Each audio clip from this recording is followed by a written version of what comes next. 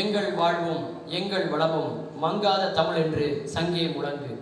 பழைய பேப்பர் எடுக்கிறவர் கூட தமிழை மதிக்காத இந்த காலத்தில் தமிழை உலக அரங்கில் உயர்த்தி பிடிக்க வேண்டும் என்ற கொள்கைக்கோடு பாடுபட்டு கொண்டிருக்கக்கூடிய மக்கள் தொலைக்காட்சிக்கு எங்களுடைய பணிவான நன்றியை தெரிவித்துக் கொள்கிறோம்.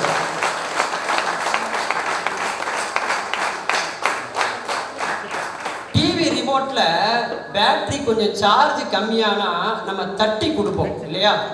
தட்டி கொடுத்தால் நம்ம சேனலை மாற்றுவோம். மாற்றம் வர வேண்டும் என்றால் தட்டி கொடுக்க வேண்டும்.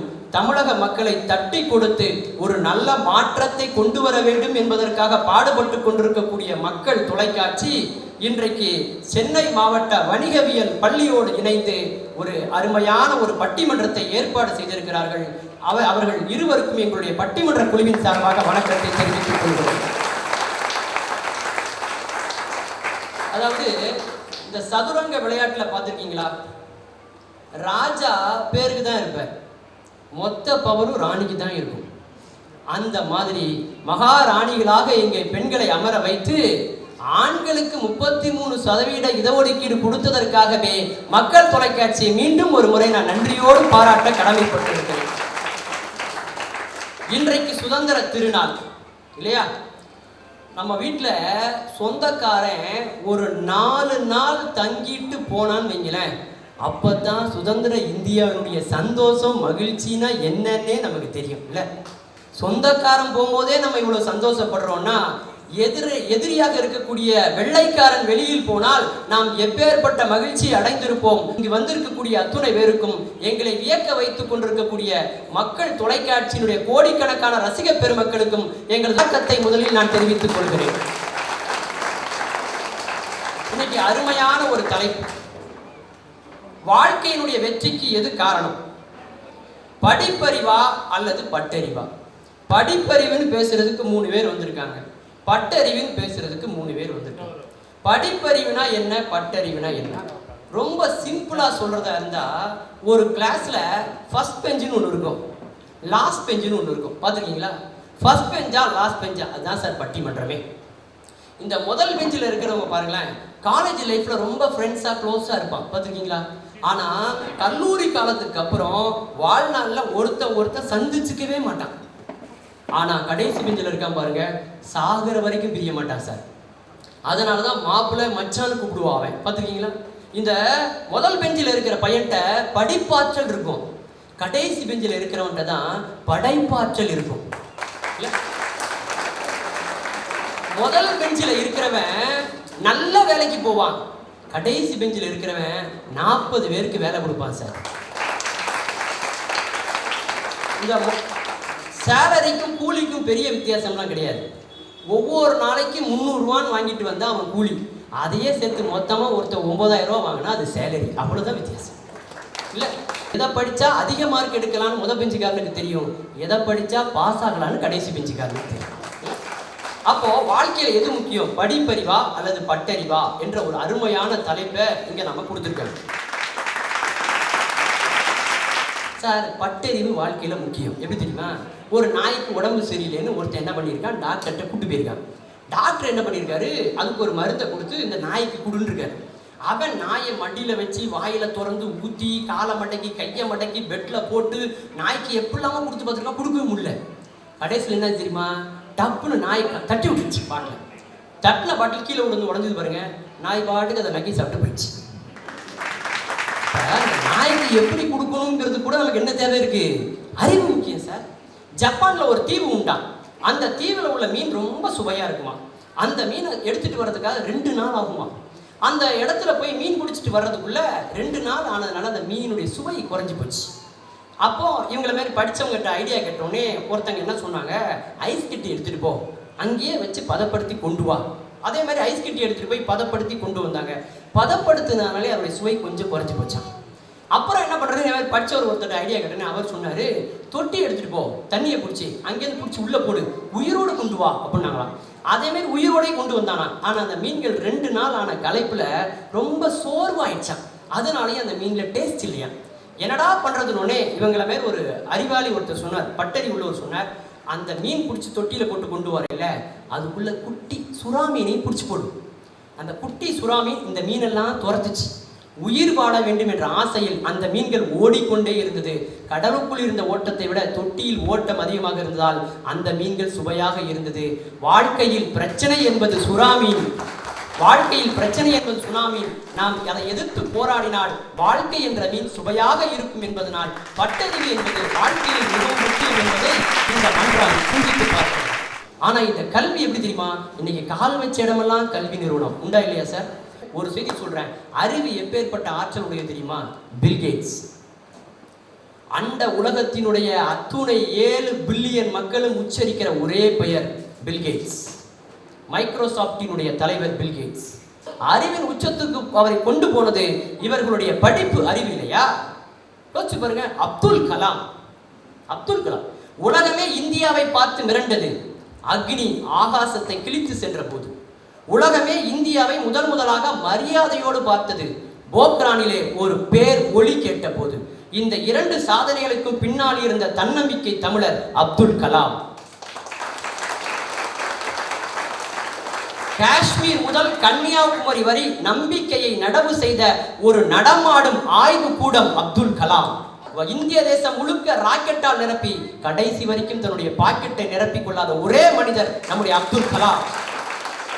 அறிவினுடைய உச்சம் இல்லையா? அறிவின் உச்சத்தை தொட்டவர்களாலே இந்த பகுத்தறிவெல்லாம் அங்க வேலைக்கு வருமா? பட்டறிவெல்லாம் யோசிச்சு பாருங்க. எனக்கு மாபெரும் குழப்பம் இதில் இருப்பதால் இதை தீர்த்து வைப்பதற்கு இந்த அறிஞர் பெருமக்களால் தான் முடியும் என்பதனால் உங்களைப் போல நானும் ஒரு சுவஞ்சராக மாறி இந்த நிகழ்ச்சி அவர்கள் வசம் ஒப்படைக்கிறேன் என்று சொல்லி மிக அற்புதமான இந்த நிகழ்ச்சியை ஏற்பாடு செய்திருக்கக்கூடிய சென்னை மாவட்ட வணிகவியல் பள்ளி அவர்களை மீண்டும் ஒரு முறை வாழ்த்தி, முதல் பேச்சாளர் உங்களுடைய நல்ல பலத்த கரகோஷத்துக்கு இடையே வாழ்வின் வெற்றிக்கு காரணம் படிப்பறிவுதான் என்று பேசுவதற்காக திருமதி ஏவி மீனாகுமாரி அம்மா அவர்களை உங்களது கைத்தட்டலோடு பேச வருமாறு அன்போடு அழைக்கிறேன். என்னை ஈண்டெடுத்த என் தாயையும் என்னை வளர்த்த தமிழ்மொழியையும் வணங்கி வாழ்கின்றேன். அறிவு பசியோடு இருக்கும் ஏழைக்கு எழுத்தறிவிக்கிறது தான் பள்ளியினுடைய சாதனை. அந்த எழுத்து அறிவிக்கணும், ஏன் படிக்கணும், எதற்கு படிப்பு அப்படின்னு சொன்னோம்னா, ஒரு மனிதன் சீராக சிந்தித்து செயல்பட வேண்டுமானால் ஒரு சின்ன கதை மூலம் சொல்லிடலாமே.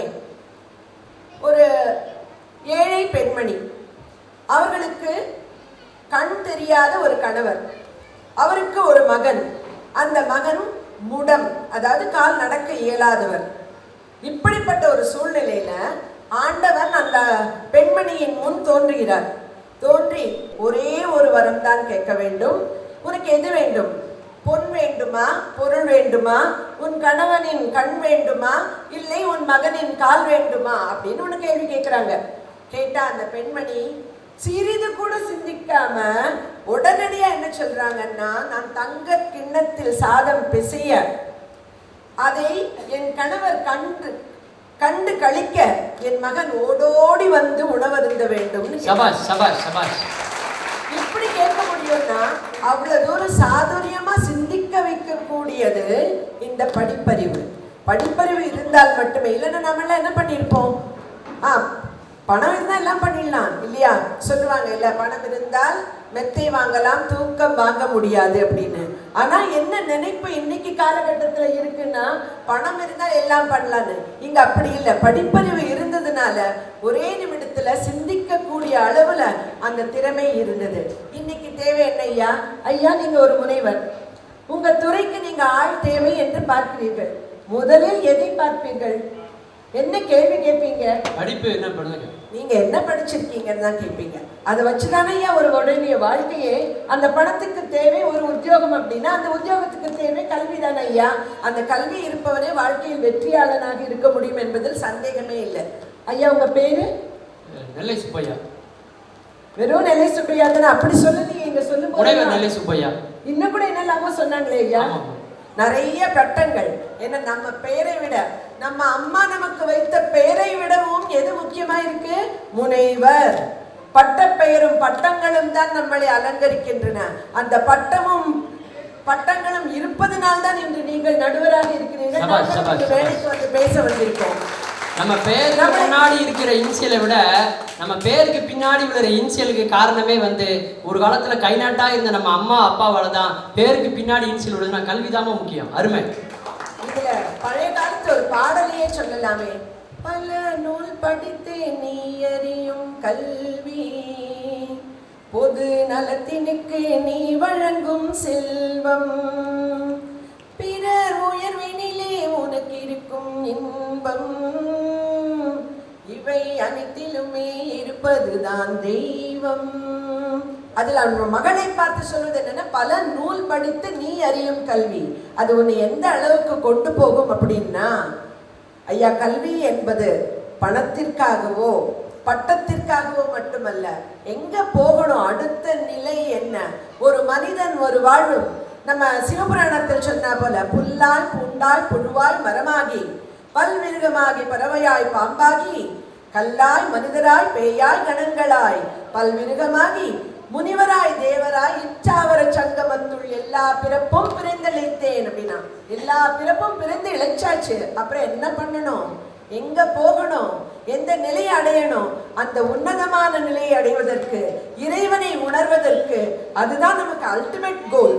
ஒவ்வொரு மனுஷனுக்கும் பிறந்தோம் வளர்ந்தோம் என்று இருப்பதில்லாமல் நாம் பிறந்தோம் என்றது நம்ம அப்துல் கலாம் ஐயா சொல்றா போல இல்ல, பிறப்பு ஒரு சம்பவமாகலாம், ஆனால் இறப்பு ஒரு சரித்திரமாக இருக்க வேண்டும் சொல்லியிருக்காரு. அப்படிப்பட்ட ஒரு நிகழ்வு வேண்டுமானால் கல்வி அறிவுடன் செயல்பட்டால் தான் அது கண்டிப்பாக முடியும். கல்வியே சிறந்தது, கல்வியாளர்களே வெற்றியாளராக ஆக முடியும் என்பதை கூறி இந்த வாய்ப்பளித்தமைக்கு நன்றி கூறி விடைபெறுகிறேன். வணக்கம்.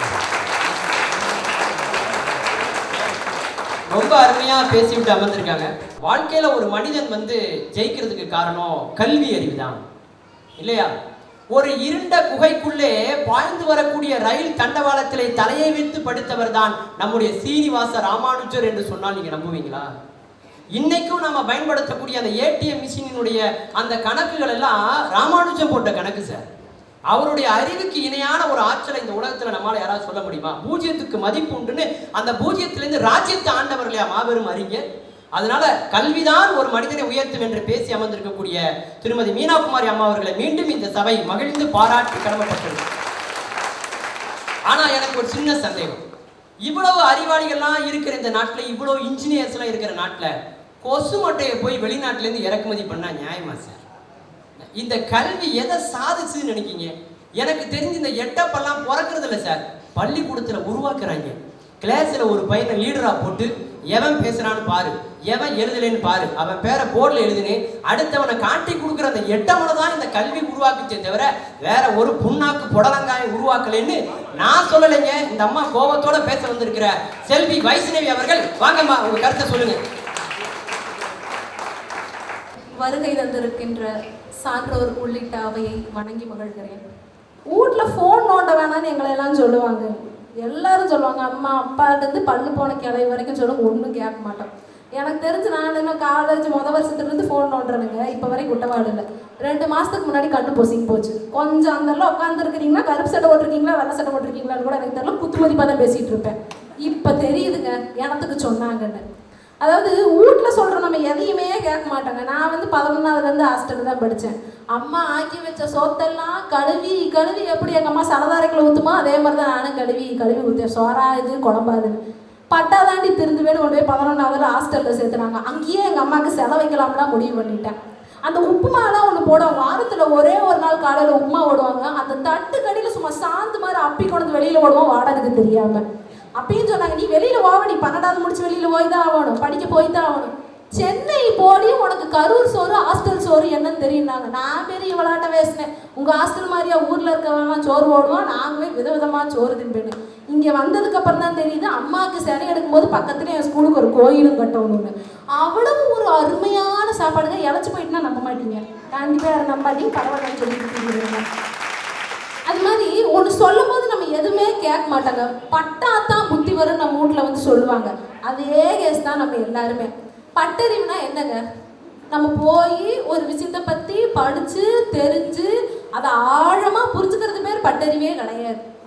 குழந்தைங்கிட்ட போய் அந்த நெருப்பை தொடாதேன்னு சொன்னால் அதுங்க அப்போ தான் தொட போகுங்க. எங்கள் ஊர்லலாம் விட்டுருவாங்க, ஒரு 2 தடவை சொல்லி பார்ப்பாங்க. 3ஆவது தடவை கேட்கலன்னா விட்டுருவாங்க. போசாமி போய் சுட்டுட்டு வா, அப்பதான் உனக்கு அறிவு வரும் அப்படின்ட்டுருவாங்க. அது மாதிரி போய் அதை சுட்டுட்டு அது இனிமேட்டு சுடுன்னு தெரிஞ்சதுக்கு அப்புறம் தான் நம்ம அந்த நெருப்பு பக்கத்துலயே போக மாட்டோம். அந்த படிப்பறிவு உங்களுக்கு இதையெல்லாம் சொல்லியே கொடுக்காதுங்க, கண்டிப்பா சொல்லி கொடுக்காது. இந்த பட்டறிவு அப்படிங்கிறது உள் சென்று அறிந்து உணர்ந்து உங்களுக்கே தெரிய வைக்கும். நீங்க அப்படியே அம்மையார் வந்து ரொம்ப பெருசா சொன்னாங்க, அவங்க வந்தாங்க இவங்க வந்தாங்க, விஞ்ஞானிகள்லாம் பெருசா வந்தாங்க அப்படின்னு.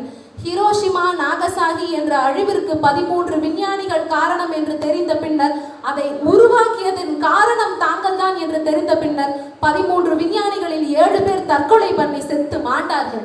உங்கள் படிப்பறிவு அழிவிற்கு தான் இட்டு செல்கிறது என்றால் நீங்கள் எதை நோக்கி இந்த உலகத்தில் சென்று கொண்டிருக்கிறீர்கள்?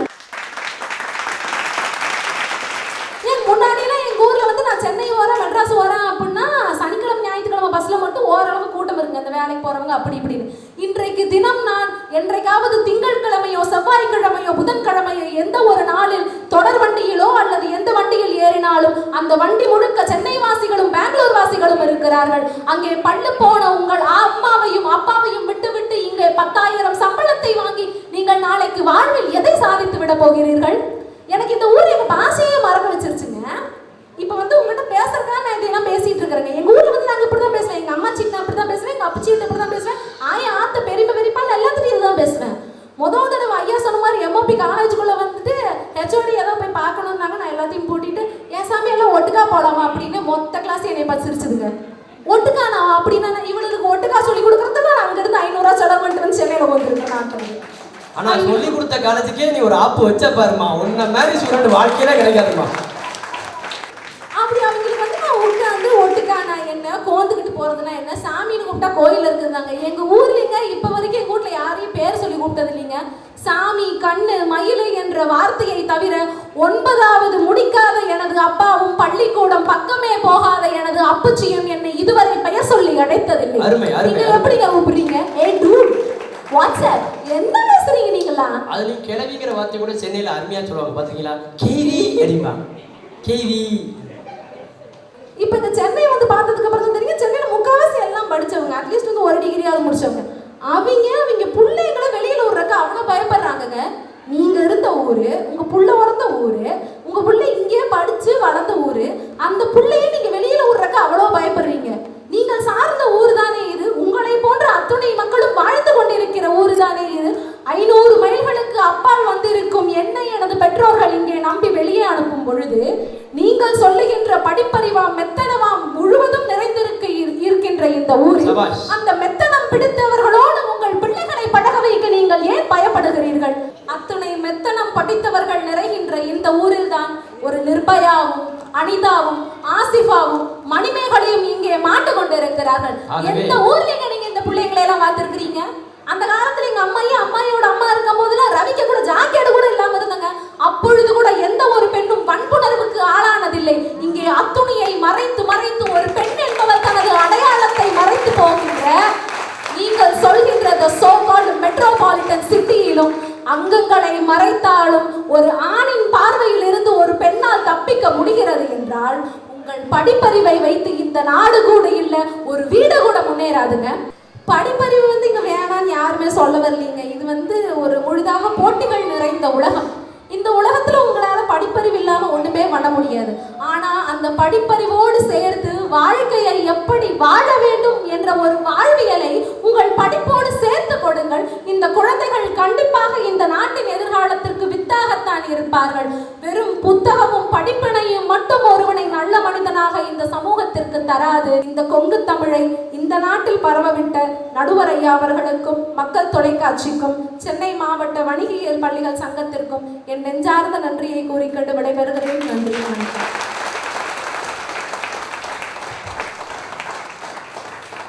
350 ஸ்கொயர் ஃபீட் தான் இடம்.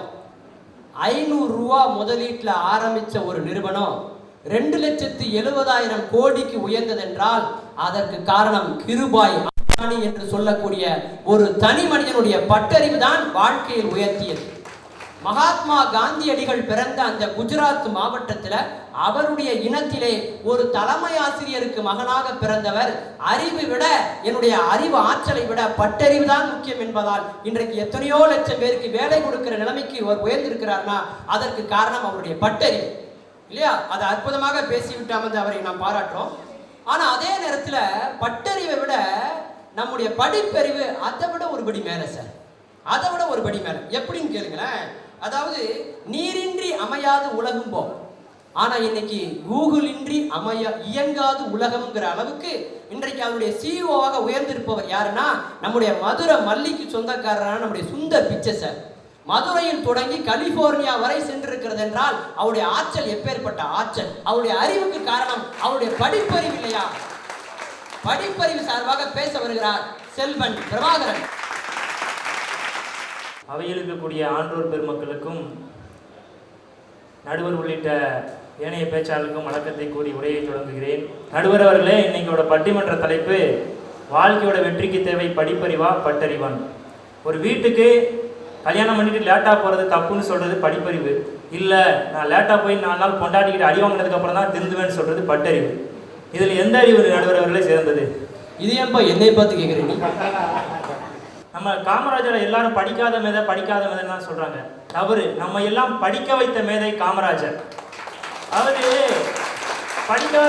படிக்காம முன்னேறிட்டார் காமராஜர்னு எல்லாரும் நம்ம உதாரணம் சொல்றோம். ஆனா அவர் ஏன் பள்ளிக்கூடத்தை கட்டி மதிய உணவு திட்டத்தை போட்டு நான் தான் படிக்காம இருந்துட்டேன், படிச்சிருந்தா பிரதமர் கூட ஆயிருப்பேன், நீங்க எல்லாம் படிச்சு அடுத்து முன்னேறணும் தான் நம்ம தலையில கொட்டி அடுத்த தலைமுறையை படிக்க வைத்தவர் காமராஜர் என்றால் படிப்பறிவு தான் மனிதனை உயர்த்தும் என்ற நல்ல நோக்கத்தில் தான் நடுவர் அவர்களே அண்ணா காலத்தில் சொன்னார். அண்ணா 1950 காலகட்டங்களில் ஒரு முழக்கம் வச்சாரு, வடக்கு வாழ்கிறது தெற்கு தேய்கிறதுன்னு. ஆனால் இன்னைக்கு நிலைமை அப்படியா இருக்குது. வடக்கு தேய்கிறது தெற்கு வாழ்கிறதுன்னு வடநாட்டவர்கள் சொல்கின்ற வகையில் இன்னைக்கு தமிழகம் முன்னேறி இருக்குதுன்னா தமிழகம் உயர்கல்வித்துறையில் செஞ்ச சாதனையினால தான் நடுவர்களை முன்னேறி இருக்குது. தனிநபர் ஒவ்வொருத்தரும் இன்னைக்கு படித்ததுனால தான் 40 வருஷத்துக்கு முன்னாடி இந்த தமிழ்நாட்டை விட இன்னைக்கு ஓரளவுக்கு வசதி வாய்ப்போட தமிழகம் இருக்குது. அண்ணன் 4 வருஷமா கோமால இருந்திருக்காருன்னு நினைக்கிறேன். இல்லை தமிழ்நாட்டில் தான் இருக்காரான்னு சந்தேகமா இருக்கு. அதாவது தமிழகம், கேரளா, கர்நாடகா, ஆந்திர பிரதேசம் இந்த 4 மாநிலங்கள் தான் இந்தியாவிலேயே படிப்பில் முன்னணியில் இருக்கு நடுவர் அவர்களே. அதனாலதான் இந்த 4 மாநிலங்களுக்கு படிக்காத வடநாட்டிலிருந்து இளைஞர்கள் வேலை தேடி வருகிறார்கள்.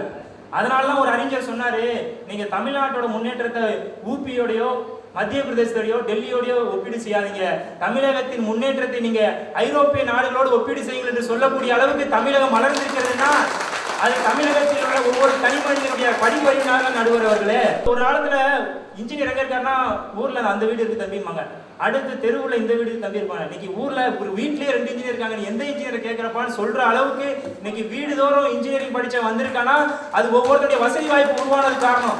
அந்த உருவானது காரணம் படிப்பு தான் நடுவர் அவர்களே. முந்திலாம் ஒருத்தன் படிக்கலைன்னா அவனை பார்த்து நம்ம ஏளனமா பார்த்தோம். இப்பெல்லாம் எவனாவது பிஇ படிச்சிருக்கேன்னு சொன்னா அவனை ஏளனமா நம்ம பார்க்கணும். நம்ம ஊர்ல எல்கேஜி படிக்கும்போது அந்த பையன்ட்ட 100 தடவை கேட்பாங்க, நீ என்ன ஆக போற 100 தடவை கேட்பான். ஆனா 12th அந்த பையன் படிக்கும்போது அடுத்து நீ என்ன பண்ண போறேன்னு ஒரு வார்த்தை கூட கேட்க மாட்டான். பாத்தீங்களா, டைரக்டா கொண்டு அந்த இன்ஜினியரிங் காலேஜ் கொண்டு சேர்த்துற வேண்டியது.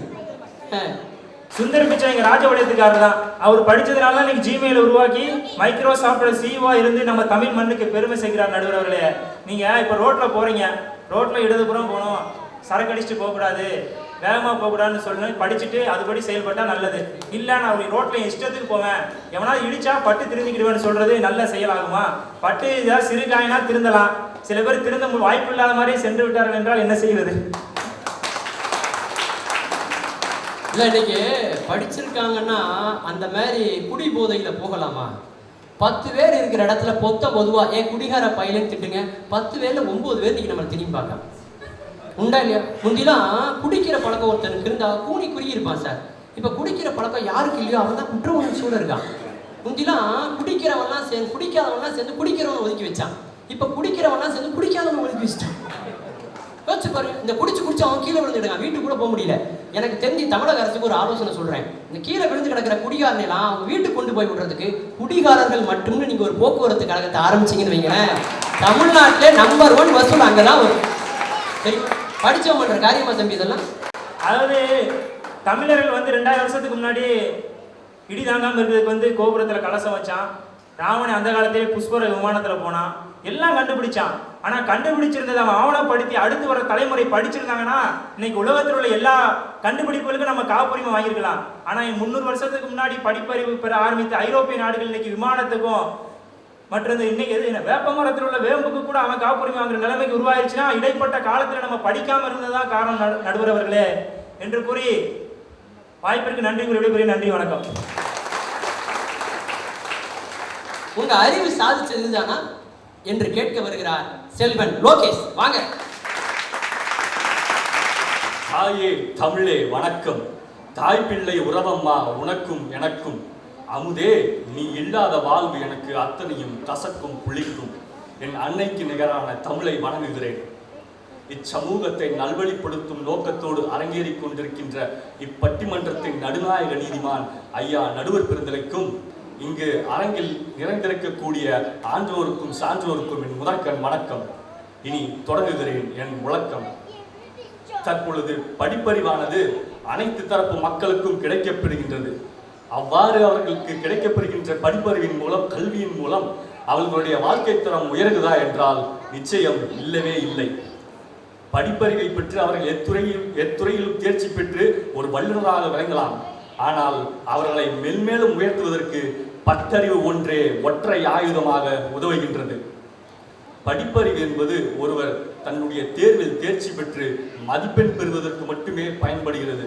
நம்முடைய சமூகத்தில் ஒருவருடைய வெற்றி என்பது அவர் தன்னுடைய பள்ளி கல்லூரி படிப்பினை முடித்து ஒரு பணியில் அமர்வதுடன் அவர் தன் வாழ்வில் வெற்றி பெற்று விட்டார் என்ற ஒரு மாய தோற்றம் உருவாக்கப்பட்டுள்ளது. ஒருவருடைய வாழ்க்கை பயணம், வாழ்க்கை வெற்றியோ அத்துடன் முடிவதல்ல. அவர் தன்னுடைய வாழ்வில் பல்வேறு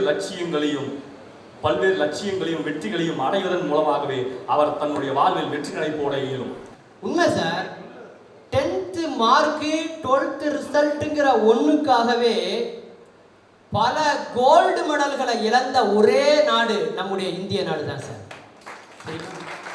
மார்க் மட்டும் போதும், சாதனை வேண்டான்னு கல்வி ஒரு குறிப்பிட்ட எல்லைக்குள்ள நிறுத்துதுன்னு ஒரு நல்ல கருத்தை பதிவு செய்ததற்காகவே அவரை மிகவும் பாராட்ட கடமைப்பட்டு இருக்கிறது.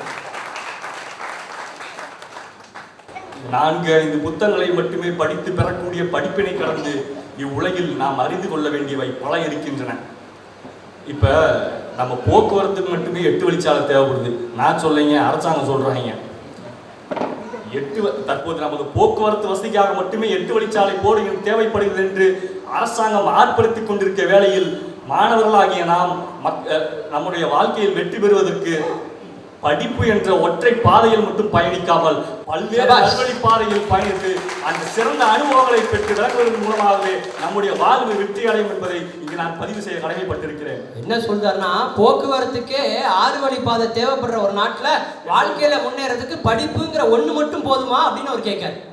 முந்திலாம் சாலைகள்ல மரங்கள் இருக்கும் ஓரத்துல. நம்ம அறிவாளி பேர்ல என்ன பண்ணிட்டானுங்க, மரத்தெல்லாம் வெட்டி விட்டான். சாலைக்கு நடுவுல செடியை நட்டு வச்சிருக்கான் சார். அது தங்க நாற்கர சாலை அல்ல, அது சுங்க நாற்கர சாலை. உண்டா இல்லையா? கப்பம் கட்டுற மாதிரி போயிட்டு இருக்க வேண்டியிருக்கு. யோசிச்சு பாருங்க. உண்மையிலே சொல்றேன், வாகனங்களின் வேகத்துக்கு அதிகம் பலியானது மனிதர்களை காட்டிலும் மரங்கள் தான். சாலை விரிவாக்கம் இல்லையா? இதுதான் படிச்சவங்க பண்ற காரியமா? அருமையா பேசுற தம்பி. படிப்பறிவு என்பது ஏட்டு சுரக்காய் போன்றது. படிப்பறிவை வென்ற பட்டறிவு மிக்க அறிவொளி ஐயா காமராஜர் அவர்கள். தன்னுடைய ஆழ்ந்த மதிநுட்பத்தாலும் பட்டறிவாலும் உலகத்தின் கவனத்தை ஈர்த்தார் மட்டைப்பந்து வீரர் சச்சின் தெண்டுல்கர். இதில் வியப்பு என்னவென்றால் அவர் 10ஆம் வகுப்பில் தோல்வியை சந்தித்தவராவார். யதார்த்த மொழியினால் பேசி தமிழனை தலைநிமிரச் செய்த தந்தை பெரியார் அவர்கள் மெத்த படித்தவர் அல்ல. அவர் தன்னுடைய பட்டறிவால் மனித இதயங்களை கவர்ந்தவர். அருமையான கருத்து சார் அவர் சொல்றது. தந்தை பெரியார் ஒரு முறை காசிக்கு போயிருக்கார். அங்க போன உடனே ஒரு பெரியவர் என்ன பண்ணியிருக்கார், தண்ணி அப்படி மேலே தூக்கி விட்டுருக்காரு. தந்தை பெரியார் பண்ணியிருக்காரு, என்ன போய் பண்றேன் அப்படின்னு. மேலே தோப்பனார் இருக்காரு, இங்கே வாட்டரை சப்ளை பண்ணிட்டு இருக்கேன் அப்படின்னு. தந்தை பெரியார் தண்ணிக்குள்ள இறங்கி தண்ணியை சைடில் தள்ளியிருக்காரு. நீர் என்ன போய் பண்றேன் அப்படின்னு. இல்லை, ஈரோட்டில் சொந்தமாக ஒரு தோட்டம் இருக்கு, இங்கேயும் தண்ணியை பாய்ச்சிட்டு இருக்கேன் அப்படின்னு. உடனே அவர் கேட்டாரா, இங்கேயும் தண்ணி பாய்ச்சி நாங்கள் போவோமா அப்படின்னாராம். அவர் சொன்னாராம், எங்கே இருக்குன்னே தெரியாத சொர்க்கத்துக்கு நீ இங்கேருந்து தண்ணியை பாய்ச்சும் போது இதே இந்தியாவில் இருக்கிற தோட்டத்துக்கு நான் தண்ணியை சப்ளை பண்ண முடியாதுன்னு கேட்ட மாபெரும் புரட்சியாளர் நம்முடைய தந்தை பெரியார். எப்பேற்பட்ட ஒரு பகுத்தறிவு பகலவன் இல்லையா? வாழ்க்கை என்றால் 1000 இருக்கும், வாசல் தோறும் வேதனை இருக்கும். வந்த துன்பம் எதுவென்றாலும் வாடி நின்றால் ஓடுவதில்லை. எதையும் தாங்கும் இதயம் இருந்தால் இறுதி வரைக்கும் அமைதி நிலைக்கும் என்ற வைர வரிகளை, வாழ்க்கை தத்துவத்தை நமக்கு சொன்ன சிறுவுடல்பட்டி கவிச்சிகரம் ஐயா கண்ணதாசன் அவர்கள் 10ஆம் வகுப்பை தாண்டாதவர். மெத்த படித்த மாமேதைக்கும் ஐயா கண்ணதாசன் அவர்கள் தனது பட்டறிவால் தீட்டிய தத்துவமும் கவியும் வழிகாட்டியதென்பதை நான் பெருமையோடு பதிவு செய்கிறேன். 3ஆம் வகுப்பு வரை மட்டுமே படித்த ஒடிசா கவிஞர் ஹால்டர் நாட் தேசத்தின் உயரிய விருதான பத்மஸ்ரீயை பெற்றார். அந்த விருதை அவருக்கு பெற்றுக் கொடுத்தது படிப்பறிவல்ல, அவருடைய அந்த சிந்தனையும் உலகத்தை பற்றி அவருடைய பட்டறிவும் கவியாற்றலும் தான் அவருக்கு அந்த விருதை பெற்றுக் கொடுத்தது. இப்பெல்லாம் விருது யாரும் கொடுக்குறது இல்லை, இப்பெல்லாம் வாங்கிக்கிறாங்க. நமக்கு தெரிஞ்சவங்க யாராவது தான் வாங்கிக்கலாம்.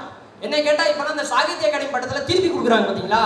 அந்த மாதிரி தம்பி மாதிரி இன்ஜினியரிங் படித்தவரெல்லாம் திருப்பி கொடுக்கலாம். ஏதாவது நாட்டில் எதிர்ப்பு தெரிவித்து கொடுக்கலாம். சும்மா தானே வச்சிருக்காங்க, அதை வச்சு ஒன்றுமே பிரயோஜனப்படவே இல்லை. திருப்பியாவது கொடுத்துருங்க பேசாம. அதை ஜப்பான் நாட்டின் தொழில் புரட்சியை ஏற்படுத்திய தந்தையாக கருதக்கூடிய போற்றப்படுகின்ற சாகிச்சி டொயோட்டா அவர்கள் ஒரு ஏழ்மையான குடும்பத்தில் பிறந்து தனது பட்டறிவால் டொயோட்டா ஹேண்ட்லூம் என்ற நிறுவனத்தை உருவாக்கினார். அதுதான் பின்னாளில் அந்த பட்டறிவு மிக்க மாமனிதனின் தலைமுறைகளால் டொயோட்டா ஆட்டோமொபைல் இண்டஸ்ட்ரியாக உலக சக்திகளில் ஒன்றாக போட்டியிடக்கூடிய அளவுக்கு வளர்ந்திருக்கிறது என்பதற்கு அடித்தளமிட்டவர் பட்டறிவு மிக்க அந்த மாமனிதன் சாகிச்சி டொயோட்டா. நடுவர் அவர்களே, பட்டறிவின் நீள அகலம் என்பது பார்க்கடல் போன்றது. படிப்பறிவின் வடிவமோ ஒரு கட்டிடத்தை ஒத்தது மட்டும்தான். ஆகவே நடுவர் அவர்களே, தீர்ப்பை எங்கள் பக்கம் திருப்பிவிட்டு படிப்பறிவோடு கூடிய பட்டறிவு மிக்க நடுவராக பிரகாசிக்க வேண்டி இத்துடன் என் உரையை நிறைவு செய்கிறேன். வணக்கம். பட்டறிவே வெல்லும் என்ற நம்பிக்கை உண்டு எனக்கும். மீண்டும் நன்றி, வணக்கம். ரொம்ப அருமையாக பேசியிருக்கார். வாழ்க்கையில் படிப்பறிவு தான் முக்கியம்னு நினைக்காதீங்க, பட்டறிவு தான் முக்கியம்னு சொல்லியிருக்காரு. ரொம்ப அருமையான ஒரு கருத்து. படிப்பு ஒரு போக்குவரத்துக்கே ஒரு 6 வழிச்சாலை தேவைப்படுற ஒரு நாட்டில், 8 வழிச்சாலை தேவைப்படுற ஒரு நாட்டில் வாழ்க்கையில் முன்னேறதுக்கு ஒரு வழிதாங்கிறது ஒரு அருமையான கருத்தை சொன்ன அவரை மீண்டும் ஒரு முறை இந்த சபை வணங்க கடமைப்படுகிறது. அருமையாக சொல்லுங்க. அதாவது உலகத்திலேயே அறிமுகமான 2வது நிமிஷத்திலேயே சாப்பிட்டீங்களான்னு கேட்குற ஒரே இனம் உலகத்தில் யார் தெரியுமா? நம்ம தமிழ் இனம் மட்டும்தான் சார், இல்லையா? அதனாலதான் சாப்பாடு போடுற கரண்டியை கூட பாருங்க, கையின் வடிவத்திலே வடிவமைத்தான் நம்முடைய தமிழன் என்றால் அதுதான் அவனுடைய அனுபவ அறிவு. இல்ல, இப்போ மழை பெய்யாத காலத்துல விவசாயம் பண்ணணும் அப்படிங்கிறதுக்காக கட்டப்பட்டதுதான் அணைகள். ஆனா இன்னைக்கு அதை குடிநீர் தேவைக்காக பயன்படுத்துகிற நிலைமைக்கு நம்ம மாறி இருக்கோம்னா எங்க போச்சு நம்முடைய அறிவு, இல்லையா என்று கேட்க வருகிறார்கள் பெரு மதிப்பிற்குரிய திருமதி கௌரி சங்கர் அவர்கள். நல்ல கைத்தட்டி அவங்களுக்கு. இன்றைய மாணவர் வாழ்வின் வெற்றிக்கு தேவை படிப்பறிவே என்று நீதி வழங்க காத்திருக்கும் நடுவர் அவர்களே, படிப்பறிவுதான் வெற்றி பெறப் போகிறது என்பதை பட்டு அறிந்து கொள்ள வந்திருக்கிற எதிர் அணியினரே, இந்த நல்ல நிகழ்வை ஏற்பாடு செய்திருக்கிற நல்ல உள்ளங்களே, இந்த நிகழ்வை கண்டும் கேட்டும் கழிக்கவும் வந்திருக்கிற மக்கள் தொலைக்காட்சி நேயர்களே, அனைவருக்கும் என் இனிய வணக்கம். கற்றனை தூறும் அறிவு கற்றவனுக்கு சென்ற இடமெல்லாம் சிறப்பு. படிப்பின் சிறப்பு படிப்பறிவினால். படிப்பின் சிறப்பு என்ன தெரியுமா? படிப்பறிவினால் நாம் அடைய போகிற இலக்கு. வைஷ்ணவி அவர்கள் பேசும்போது ஒரு கருத்தை பதிவிட்டாங்க. ஹிரோஷிமா நாகசாகி ஜப்பான்ல 2 நகரங்களும் அழிந்து போனது உண்மைதான். அந்த அழிவிற்கு பிறகு அந்த ஜப்பான் எவ்வளவு உயர்ந்து நிற்கிறது இப்பொழுது பார்த்திருக்கீங்களா? எதனால? தொழில்நுட்ப அறிவினால. அப்படிப்பட்ட தொழில்நுட்பத்திலே இப்பொழுது படித்துக் கொண்டிருக்கிற மாணவர்களுக்கெல்லாம் தயவு செய்து ஊக்கமளியுங்கள். நீங்கள் சொல்கிற ஒவ்வொரு சொல்தான் அவர்களினுடைய ஒவ்வொரு செயலும் இருக்கும். சரியா? அந்த ஜப்பான் நாட்டுல எழுதி வச்சாங்களாமா, அந்த குழந்தைகளை எல்லாம் இன்னைக்கும் டூருக்கு அந்த இடத்துக்கு கூட்டு போவாங்களாம். பசங்களை கூட்டு போய் இந்த இடம் தான் சாம்பல் மேடா இருந்தது, இன்னைக்கு இவ்வளவு பெரிய நாடா உயர்ந்திருக்குன்னா அந்த இடத்துல எழுதி வச்சாங்களாம். நீ இல்லாவிட்டால் பிறகு யார், இப்போது இல்லாவிட்டால் பிறகு எப்போது என்ற 2 வரிகள் தான் அந்த நாட்டையே சிந்திக்க வைத்ததென்றால் அதுதான் அறிவின் ஆற்றல் என்று அருமையாக சொன்னாங்க. படிக்காத மேதை என்று நாம் எல்லாம் புகழ்கின்ற காமராசர் அவர்கள் இன்று நம் மனதிலே அணையா விளக்காக இருப்பதற்கு காரணம் என்ன தெரியுமா? அவர் கல்வி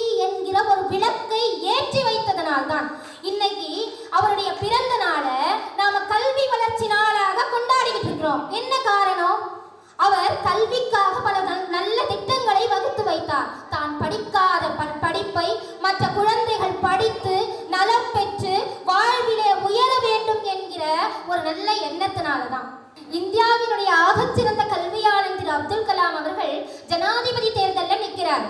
760 உறுப்பினர்கள்ல 638 பேர் அவருக்கு வாக்களிக்கிறாங்க. என்ன காரணம்? கல்வியினால் அவர் பெற்ற அறிவு, அறிவினால் அவர் பெற்ற தெளிவு, தெளிவினால் அவர் அடைந்த இலக்கு. அடுத்த வினாடி உனக்கு மரணம் என்பதை அறிந்தாலும் நீ உனது வேலையை தொடர்ந்து செய்து கொண்டே இரு என்ற விவேகானந்தரினுடைய வாக்கை செயல்படுத்தியவர் கலாம் அவர்கள். நம்ம யாராலையாவது முடியுமா? மேடையிலேயே என்னால் இறக்க முடியுமா? அடுத்த நொடி. ஆனால் கலாம் அவர்கள் விவேகானந்தரனுடைய அந்த வாக்கை செயல்படுத்தினார். லட்சத்திற்காக லட்சியத்தை இழக்காதவர்.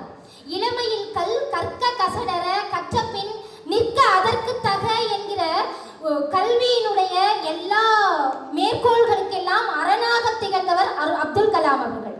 தன்னுடைய கல்லூரி படிப்பினுடைய இறுதி ஆண்டுல ப்ராஜெக்ட் ஒர்க் ஒன்று பண்ணணும்.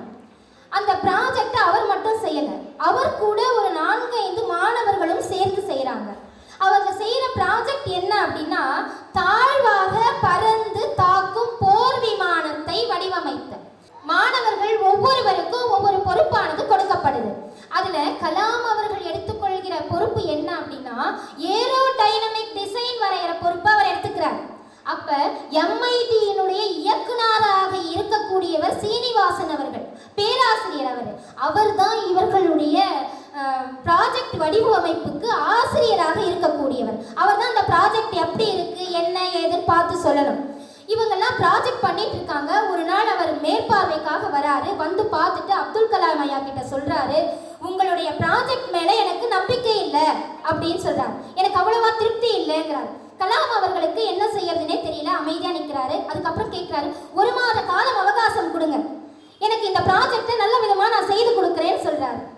ஆனா அந்த சீனிவாசன் ஐயா அவர்கள் என்ன சொல்றாரு, 1 மாத காலம் எல்லாம் உனக்கு அவகாசம் அளிக்க முடியாது, 3 நாட்கள் வேண்டுமானால் உனக்கு அவகாசம் கொடுக்கிறேன். இன்று வெள்ளிக்கிழமை, திங்கட்கிழமைக்குள் அந்த ப்ராஜெக்டை ரெடி பண்ணி கொண்டுட்டு வந்து கொடுக்கணும், இல்லைன்னா உங்களுடைய உதவித்தொகை ரத்து செய்யப்படும்ங்கிறார்.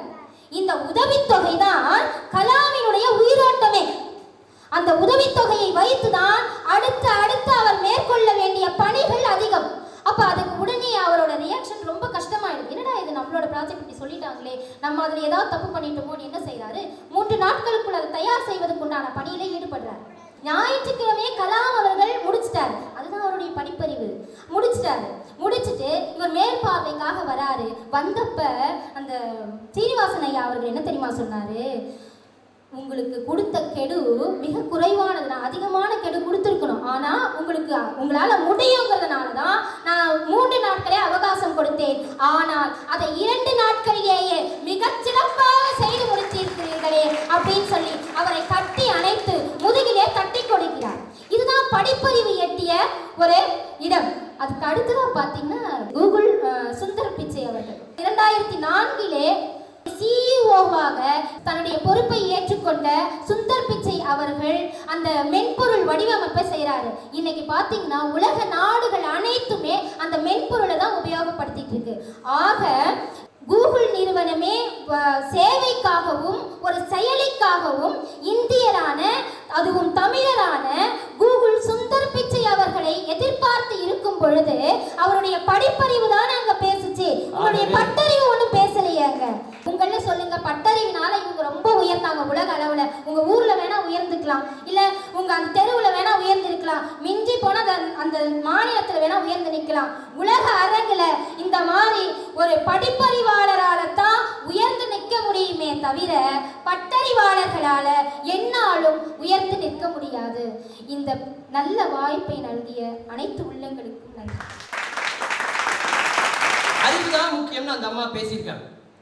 இன்னைக்கு நாட்டில் உள்ள பல பிரச்சனைகளுக்கு காரணமே இந்த அறிவாளிங்க தான். உண்டா இல்லையா? படித்தவர்கள் கோபப்பட வேண்டுமா வேண்டாமா? ஆனால் படித்தவர்கள் இன்றைக்கு அமைதியாக போகிறாங்க சார்.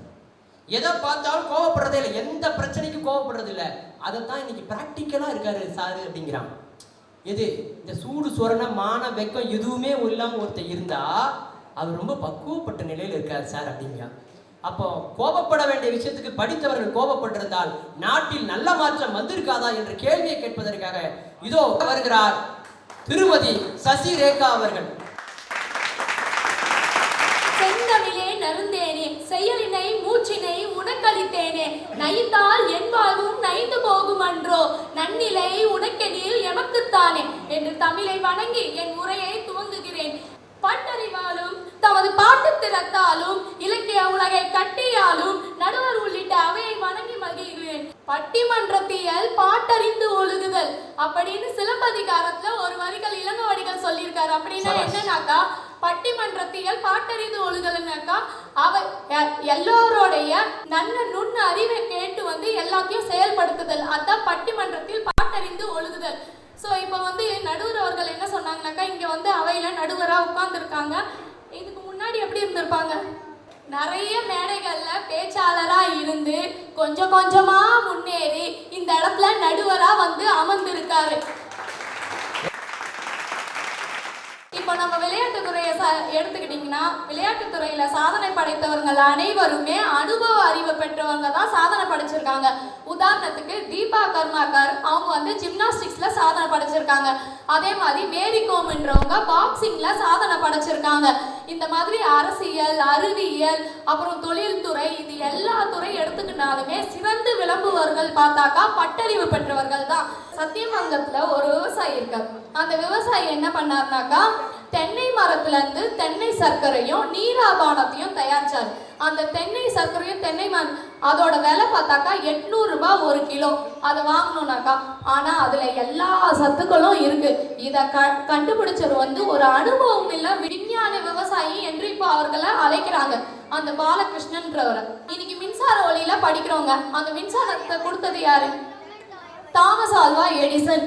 அவர் என் பள்ளியிலிருந்து நீக்கப்பட்டவர். இன்று வானொலியை கேட்கிறோம். அந்த வானொலியை கண்டுபிடித்தவர் மார்கோனி. அவரும் பள்ளியிலேருந்து பாதியிலேயே வெளியில வந்துட்டாரு. இந்த வைரம் இருக்கு தெரியுங்களா? வைரம் கரியாக இருக்கும்போது எங்கன்னா ஜொலிச்சிருக்குங்களா? பட்ட தீட்ட தீட்டத்தான் வைரமே, ஜொலி ஜொலித்து ஜொலித்து தான் மின்னுமே. அந்த மாதிரி தான் பட்டறிவு பெற்றவங்களோட நிலைமை. அவங்க சொல்றது ரொம்ப சந்தோஷமான செய்தி, நல்ல செய்தி அவங்க சொல்றாங்க. பட்டறிவு பகுத்தறிவு பத்தி அவங்க சொல்றாங்க. கும்பகோணத்துல ஒரு தீ விபத்து ஏற்பட்டுச்சு. 99 குழந்தைங்க இறந்து போனாங்க. ஒரு டீச்சர் கூட சாகல. ஒரு டீச்சர் கூட சாகல. இப்படியே சொல்றேன். ஏன் தெரியுமா? தீ பிடிச்ச உடனே அந்த குழந்தைகள்லாம் எந்திரிச்சு வெளியில போச்சுங்க சார். கீப் சைலன்ஸ், அதே இடத்துல உட்காருன்னு சொன்னவங்க யார் தெரியுமா? Teachers sir.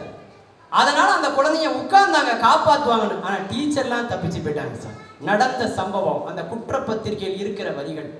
ஆனா அந்த களங்கத்தை போக்குன ஒரு ஆசிரியரும் உண்டு, சுகந்தி டீச்சர் இல்லையா? ஒரு கண்மாய்க்குள்ள பஸ் கீழே விழுந்து பள்ளி குழந்தைகள் எல்லாரும் உள்ள விழுந்த உடனே திருமணமே ஆகாத ஒரு டீச்சர், நீச்சலே தெரியாத ஒரு டீச்சர் நீருக்குள்ள முங்கி அந்த குழந்தைய காப்பாத்தினாங்க சார். பாடம் நடத்துறது தான் என்னுடைய வேலைன்னு இல்லாம குழந்தை உயிரை காப்பாற்றணும்னு நினைச்சதுக்காகவே அந்த டீச்சரை நம்ம பாராட்டணும். 10 குழந்தைகளை காப்பாற்றின அந்த டீச்சர் 11ஆவது ஒரு குழந்தை தண்ணி கடியில மாட்டிக்கிச்சு. அந்த குழந்தையும் காப்பாற்றணும்னு நினைச்சு போன இடத்துல தான் அவங்க இறந்துட்டாங்க. அவங்க நினைச்சிருந்தா 10 குழந்தை காப்பாற்றினதோட போதும் நிறுத்திருக்கலாம். ஏன் 16ஆவது குழந்தைய காப்பாற்றினாங்கன்னாக்கா, அந்த குழந்தையும் காப்பாற்றினால்தான் என் கடமை நிறைவடையும் என்று நினைத்த ஆசிரியர் பெருமகள் அவர் இல்லையா? கவிஞர் வாலி அவர்கள் எழுதினார்கள், வழக்கமாக எல்லோரும் முழுகாமல் இருந்துதான் பிள்ளை பெறுவார்கள். சுகந்தி டீச்சர், நீங்கள் மட்டும்தான் நீருக்குள் மூழ்கி மூழ்கி 11 பிள்ளைகளை பெற்றெடுத்தீர்கள் என்று சொன்னார். அங்கே நிற்பது அனுபவம் தானே தவிர அந்த ஆசிரியரின் அறிவு அல்ல. அருமையா சொன்னீங்கம்மா. இப்போ ஒரு வேலைக்கு போனோம்னாக்கா முதல்ல என்ன சார் கேட்குறாங்க? வேலைக்கு போறதா முதல்ல உங்க பேர் என்னன்னு கேட்பாங்க. உங்களுக்கு எத்தனை வருஷம் அனுபவம் இருக்கான்னு கேட்பாங்க. உண்மை. இப்போ நேர்முக தேர்வுன்னு ஒன்று வச்சிருக்காங்க தெரியுமா? ஏன் நேர்முக தேர்வு? நேராக நம்ம முகத்தை பார்ப்பாங்க. இவன் நமக்கு தெரிஞ்சவனா தெரியாதவனா பார்த்து வேலை கொடுக்கறதுக்கு பேர் தான் நேர்முக தேர்வு. எனக்கு இன்டர்வியூவில் கேட்டாங்க சார் ஒரு கேள்வி, இன்டர்வியூ இதுக்கு தமிழ்ல என்ன சொல்லு அப்படின்னாங்க. நான் சொன்னேன் கண் துடைப்பு. எவ்வளவு காலத்துக்குங்க படித்துட்டு இருக்க முடியும்? படிப்புன்றது ஒரு கட்டத்துல நிறைவடக்கூடியது. பட்டறிவுன்றது நாம் இந்த உலகத்துல இருந்து போற வரலும் நம்மளோட பட்டறிவு நம்ம கூடவே இருந்துட்டு இருக்கோம். அது அனுபவம் வந்து தொடர்ந்துட்டே இருந்துட்டு இருக்கோம். செத்ததுக்கு அப்புறம் கூட பதவி போடுவாமா, சிவலோக பதவி அடைந்தா தீர படி போடுவான் இல்ல தெரியுமா? உலக புகழ் அணு விஞ்ஞானி என்ன சொல்லியிருக்காங்க, ஐன்ஸ்டீன்ன்றவர் ஐடியாஸ் ஆர் மோர் பவர்ஃபுல் தென் நாலேஜ் அப்படின்னு சொல்லியிருக்காங்க. அப்படின்னாக்கா படிப்பறிவை விட பட்டறிவு வந்து பலமானதுன்னு சொல்லியிருக்காங்க. செய்வினை செய்வான் செயல்முறை, அவ்வினை உள்ளறிவான் உள்ளம் கொளல். அதாவது ஒரு செயலை செய்யறதுக்கு முன்னாடி அந்த செயலை செய்தவங்களோட நுட்பறிவெல்லாம் ஆராய்ந்து அவங்களோட நுட்பறிவு கருத்துக்கள் எல்லாம் கேட்டு அறிந்து செயல்கள் தான் திருவள்ளுவர் வந்து திருக்குறள்ல சொல்லியிருக்காங்க. அதாவது இப்போ விவசாயத்துல இருந்து வித்து பணத்தெல்லாம் வந்து சென்னையில படிக்கிற பையனுக்காக வந்து என்ன பண்ணாரு, எல்லாத்தையும் வித்து செலவு பண்ணி படிக்க வச்சுட்டாரு. அதுக்கப்புறம் என்னாச்சுனாக்கா அவன் சென்னையிலேயே செட்டில் ஆகணும்னு சொல்லிட்டான். ஒரு 5 லட்சம் வந்து நீங்க விவசாய நிலத்தை வந்து இன்னும் ஒரே ஒரு நிலம் இருக்கு, அதையும் வித்து எனக்கு காசா கொடுத்துருங்க, நான் வீடு வாங்க போறேன்னு சொன்னான். சரின்னு சொல்லிட்டு பையன் வீடு வாங்கட்டும்னு அந்த விவசாய இடத்தையும் வித்து காசை கொடுத்துட்டாரு. 300 வீடுகளுக்கு மத்தியில ஒரு வீடு வாங்கியிருக்கான், அதுவும் 500 ஸ்கொயர் ஃபீட்ல ஒரு வீடு வாங்கியிருக்கான். அப்பா வந்து சரி பையன் தான் வீடு வாங்கியிருக்கான் கூப்பிடுறாருன்னு சொல்லிட்டு ஒரு வாரம் தங்கலான்னு வந்து இருந்தாங்க. எல்லா வீடும் பூட்டி இருக்கு. இவங்க வீட்டில் ஒரு வாரம் அவன் இருக்க சொன்னான்னு பல்ல கடிச்சிட்டு அந்த மனுஷன் இருந்திருக்காராங்க. இதுக்காயா வந்து அந்த இடத்த வித்து என்னை காசை கொடுக்க வச்சு இங்க வாங்கின, இதுக்கு நான் விவசாயம் பண்ணியே நீ பொழைச்சிருக்கலாமேன்னு சொன்னாரு. அந்த மாதிரி இருக்கு படிப்பறிவுகள் பெற்றவரோட நிலைமை. பட்டவன் சொன்னதை படுவதற்கு முன் கேட்பது பட்டறிவு என்று சொல்லி பட்டவனுக்கு தீர்ப்பு வழங்குமாறு கேட்டுக்கொள்கிறேன். நன்றி, வணக்கம். ஒரு காலத்துல எல்லாம் நாம இந்த கேலண்டர் அட்டையில தான் நாம பரீட்சையே எழுதுவோம் இல்லையா? பரீட்சை அட்டையில தான் நம்ம கிரிக்கெட்டே விளையாடுவோம். உண்டா இல்லைங்களா சார்? மத்தியான சாப்பாட்டுக்கெல்லாம் நம்ம வீட்டுக்கு போயிட்டு வந்திருக்கோங்கிறதெல்லாம் சொன்னா இந்த தலைமுறை பிள்ளைங்க நம்புவாங்களா? ஒரு காலத்துல கல்வி எவ்வளவு எளிமையானதா இருந்தது தெரியுமா உங்களுக்கு? யோசிச்சு பாருங்க, எவ்வளவு எளிமையானதா இருந்தது. அறிவால் ஒரு மனிதன் வாழ்க்கையின் உச்சத்துக்கு போகிறானா அல்லது அனுபவத்தால் உச்சத்துக்கு போகிறானா? யோசிச்சு பாருங்க. உலகத்தை தலைநிமிர வைத்த ஒரு அறிவியல் அறிஞர் யார் தெரியுமா? K.R. ஸ்ரீதர். நம்முடைய திருச்சி மாநகரத்துல படிச்சவர் சார், மெக்கானிக்கல் இன்ஜினியர். அவரு கண்டுபிடிச்சிருக்காரு சார். எவ்வளவு பெரிய கண்டுபிடிப்பு தெரியுமா அவருடைய கண்டுபிடிப்பு? மின்சார பெட்டியை அவர் கண்டுபிடித்திருக்கிறார். ப்ளூம் பாக்ஸ் அதுக்கு பேர், தெரியுங்களா? அந்த மின்சார பெட்டியை ஒவ்வொரு வீட்டிலையும் வச்சுக்கிட்டா நம்ம வீட்டுக்கு தேவையான மின்சாரத்தை அந்த பெட்டியே உற்பத்தி செய்து கொடுக்கும். அது மட்டும் இந்தியாவுக்கு வந்தது என்று சொன்னால் இந்தியாவில் உள்ள அணு உலைகள் எல்லாம் நிச்சயம் மூடப்படும். அப்பேற்பட்ட அறிவுக்கு காரணம் அது. நீங்க சொன்ன சுந்தர் பிச்சை நான் தலை வணங்குகிறேன். அங்கே K.R. ஸ்ரீதரை தலை வணங்குகிறேன். காரணம், அவர்கள் அறிவு மனித குலத்துக்கு பயன்பட வேண்டும் என்று அமெரிக்காவுக்கு போய் சேவை செய்து கொண்டிருக்கிறார்கள். ஆனால் அவர்களை காட்டிலும் நான் மிகவும் மதிப்பது யார் தெரியுமா? மேதகு முன்னாள் குடியரசுத் தலைவர் டாக்டர் அப்துல் கலாம் அவர்கள். அவர் கண்டம் விட்டு கண்டம் தாவாத ஏவுகணை, மாநிலம் விட்டு மாநிலம் தாவுகிற ஒரு ஏவுகணை அப்துல் கலாம். தன்னுடைய அறிவும் ஆற்றலும் இந்த மண்ணுக்கு மட்டும்தான் பலன் பெற வேண்டும் என்று வாழ்ந்த மனிதர். அதனால் அறிவுதான் ஒரு மனிதனை வாழ்க்கையில் உச்சத்துக்கு கொண்டு செல்லும் என்பதால் வாழ்வின் வெற்றிக்கு தேவை அறிவுதான், படிப்பறிவுதான் என்பதையே இந்த பட்டிமன்றத்தின் தீர்ப்பாக வழங்க வேண்டும் என்று இவர்கள் ஆசைப்படுகிறார்கள். ஆனா அனுபவம் அப்படி கிடையாது சார். யோசிச்சு பாருங்க. முந்திலாம் மழை காலத்துல நாம கப்பல் விடுவோம். வெயில் ரொம்ப நல்லா அடிக்கும் போது பல்லாங்குழி விளையாடுவோம். உண்டா இல்லையா? வாத்தியார் கிளாஸுக்குள்ள கொலையா மந்திரிக்கா ரே ரே அப்படி விளையாடுவோம். வாத்தியாருக்கு தெரியாம தீப்பெட்டிக்குள்ள வண்டு வச்சு விளையாடுவோம். மயிலிறகு புத்தகத்துக்குள்ள இருக்கும். ஓடி விளையாண்ட மணல் பகுதிகள், ஒளிந்து விளையாண்ட கண்ணாமூச்சி ஆட்டம், இரவாகி போனால் மரப்பாச்சி பொம்மை இல்லையா? யோசிச்சு பாருங்க. கால் வானத்துல பறக்கிற மாதிரி ஓடி அந்த ஊஞ்சல் விளையாட்டு, ஒரே ஒரு கைப்பிடி மட்டும் சோறு பொங்கி நக்கி தின்ன கூட்டாஞ்சோறு, இந்த விளையாட்டுகளை எல்லாம் நம் பிள்ளைகளிடமிருந்து பிரித்து விட்டது இந்த அறிவு இல்லையா? யோசிச்சு பாருங்க. இன்றைக்கு அந்த கார்ட்டூன் கதாபாத்திரங்கள் வீடியோ கேம்ஸ்ல விளையாடுறானே, அதுல அறிவு வளருமா? முந்திலாம் நம்ம உடம்புல உள்ள எனர்ஜி போற வரைக்கும் விளையாண்டோம். இன்னைக்கு சார்ஜ் போற வரைக்கும் விளையாடுறானே. யோசிச்சு பாருங்க. ஆகவே மனிதன் வாழ்க்கையின் வெற்றிக்கு தேவை அறிவை காட்டிலும் அனுபவம் தான் சிறப்பதாக இருப்பதால். ஏன்னா ஒவ்வொரு விளையாட்டிலையும் ஒரு அனுபவம் உண்டு சார். பல்லாங்குழி விளையாட்டு என்ன சொல்லுது தெரியுமா? என்ன சொல்லுது? வாழ்க்கைனா மேடு பள்ளம் இருக்கும். ஒருத்தண்ட இல்லைன்னா கொடுத்து நீ பழகணும் என்று அனுபவத்தை விளையாட்டின் மூலம் சொன்னவர்கள் தமிழர்கள் என்பதனால் பட்டறிவே ஒருபடி ஓங்கி இருப்பதால் மனிதனின் வெற்றிக்கு காரணம் படிப்பறிவை காட்டிலும் பட்டறிவே என்பதையே பட்டிமன்றத்தின் தீர்ப்பாக தர வேண்டும் என்று இவர்கள் ஆசைப்படுகிறார்கள். ஒரு செய்தியை சொல்லி நான் தீர்ப்புக்கு வரேன் சார். எனக்கு தீர்ப்பு எப்படி சொல்றேன்னு தெரியாம குழம்பிட்டு இருந்தப்ப எனக்கு வந்தவர் யாரு அப்படின்னா மேதகு அப்துல் கலாம் ஐயா தான்.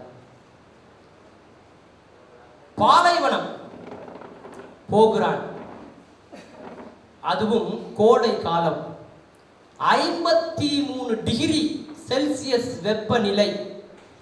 தன் உடன் இருந்த அணு விஞ்ஞானிகளோடு ஒரு 2 அங்குலம் பலகை எந்த இடத்தில் கிடந்தாலும் கண்டுபிடிக்கிற அளவுக்கு செயற்கைக்கோளை வைத்திருக்கிற அமெரிக்காவின் கண்ணில் மண்ணை தூவிவிட்டு போக்ரானிலே ஒரு அணுகுண்டை வெடித்தவர் அப்துல் கலாம் அவர்கள். அப்துல் கலாம் அவர்கள் சொல்கிறார்கள், போக்ரானிலே அந்த அணு வெடிப்பு வெடித்த கணம், அதை உணர்ந்த அந்த கணம், அந்த தருணம் தான் என் வாழ்க்கையில் நான் இந்தியனாக பிறந்ததற்காகவே பெருமைப்பட்டேன் என்று சொன்னார் என்றால், கலாம் அவர்களை அணு விஞ்ஞானியாக மாற்றியது வேண்டுமானால் படிப்பறிவாக இருக்கலாம்.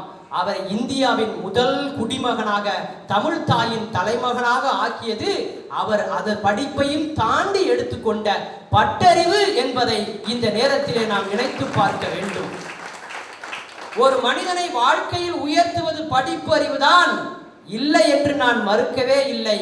நீங்கள் எதை பாட புத்தகத்தில் படிப்பறிவாக படிக்கிறீர்களோ அவையெல்லாம் ஒரு சில மனிதர்களின் வாழ்க்கையின் பட்டறிவைத்தான் நீங்கள் பாடமாக படிக்கிறீர்கள் என்பதனால் படிப்பறிவை காட்டிலும் அந்த படிப்பறிவுக்கு காரணமாக இருக்கிற மாபெரும் மனிதர்களின் வாழ்க்கை அனுபவம் தான் இன்றைக்கு பாடமாக ஆகியிருப்பதால் இவர்களுக்கு 49 மதிப்பெண்கள் தந்து அனுபவசாலிகளுக்கு 51 மதிப்பெண் கொடுத்து ஒரு மதிப்பெண் வித்தியாசத்தில் வாழ்வின் வெற்றிக்கு தேவை படிப்பறிவை காட்டிலும் பட்டறிவே என்பதையே இந்த சுதந்திர தின பட்டிமன்றத்தின் தீர்ப்பாக தந்து நல்ல வாய்ப்பு தந்த மக்கள் தொலைக்காட்சிக்கும் இருந்து கேட்ட மக்கள் தொலைக்காட்சியின் கோடிக்கணக்கான ரசிகர் பெருமக்களுக்கும் எங்களது பட்டிமன்ற குழுவின் சார்பாக சுதந்திர தின வணக்கத்தை சொல்லி விடைபெறுகிறோம். நல்ல வாய்ப்புக்கு நன்றி, வணக்கம்.